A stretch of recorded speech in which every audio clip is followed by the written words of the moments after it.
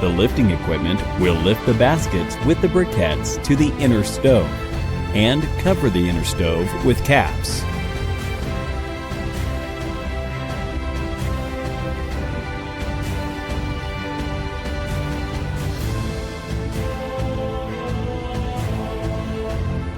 When one inner stove have been finished carbonization, you will use the hoisting tools to lift the inner stove out of the outer stove.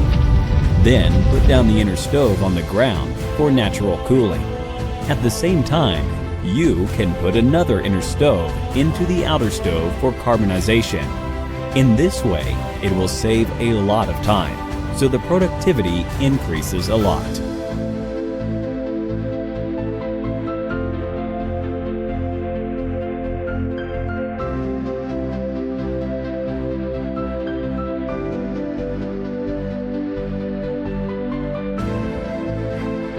When the yellow gas is produced from the sawdust briquettes at 220 to 300 degrees, it will go back to the bottom of the outer stove to heat the stove itself.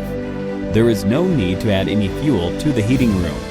With the purification system, the purified smoke will become water vapor, which will not pollute the air.